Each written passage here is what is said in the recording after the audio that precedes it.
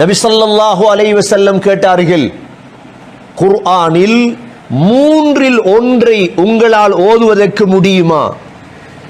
சஹாபாக்கள் கேட்டார்கள், யா ரசூலல்லாஹ், குர்ஆனில் மூன்றில் ஒன்றை ஓதுவது எவ்வளவு கஷ்டம்.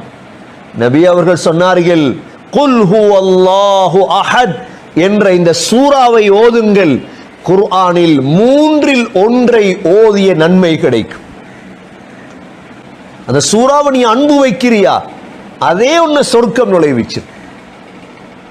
இரண்டாவது சிறப்பு.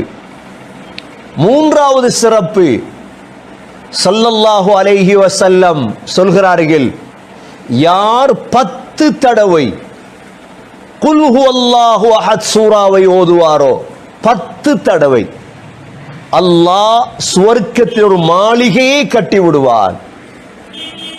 உமர் ரலியல்லாஹு அன்ஹு கேட்டார்கள், யா ரசூலல்லாஹ், கூடுதலாக ஓதினால் 20 தடவை ஓதினால், 30 தடவை ஓதினால், 40 தடவை ஓதினால்? அல்லாஹ் விசாலமானவன், 40 தடவை ஓதினால் 4 கட்டிடம் கட்டுவான் சொர்க்கத்திலே. உங்களுக்கு எவ்வளவு சிறப்பு நிறைந்த சூரா இது. ஒரு சஹாபி சொல்கிறார், 20 தடவை ஸல்லல்லாஹு அலைஹி வஸல்லமை நான் கண்காணித்தேன். மக்ரிபுடைய பின் சுன்னத்திலும் சுபஹுடைய முன் சுன்னத்திலும் ஸல்லல்லாஹு அலைஹி வஸல்லம் குல் ஹுவல்லாஹு அஹதை ஓதினார்கள். மக்ரிபுக்கு பிறகு இருக்கிறதே சுன்னத் 2 ரக்காத். இதில் முதல் ரக்காத்தில் குல் யா அய்யுல் காஃபிரூன், இரண்டாவது ரக்காத்தில் குல் ஹுவல்லாஹு அஹத். சுபஹுடைய முன் சுன்னத் இருக்கிறதே, முதல் ரக்காத்தில் குல் யா அய்யுல் காஃபிரூன், இரண்டாவது ரக்காத்தில் குல் ஹுவல்லாஹு அஹத்.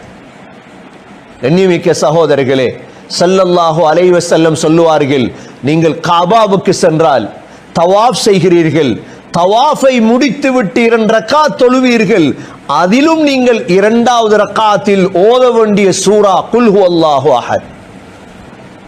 ஆயிஷா ரலியல்லாஹு அன்ஹாவிடம் கேட்டார்கள், நபி ஸல்லல்லாஹு அலைஹி வஸல்லம் வித்ர் தொழுகையில் கடைசி ரக்காத்தில் ஓதக்கூடிய சூரா எது? சொன்னார்கள் ஸல்லல்லாஹு அலைஹி வஸல்லம், வித்ர் தொழுகையில் கடைசி ரக்காத்தில் ஓதக்கூடிய சூரா சூரத்துல் இக்லாஸ், குல் ஹுவல்லாஹு அஹத். சகோதரர்களே, தூங்கும் பொழுது ஸல்லல்லாஹு அலைஹி வஸல்லம் குல் ஹுவல்லாஹு அஹத் ஓதாமல் தூங்க மாட்டார்கள். ஒவ்வொரு தொழுகைக்கு பிறகும், ஃபர்லான தொழுகைக்கு பிறகும் ஸல்லல்லாஹு அலைஹி வஸல்லம் குல் ஹுவல்லாஹு அஹத் ஓதுவார்கள். ஸல்லல்லாஹு அலைஹி வஸல்லம் நோயாளி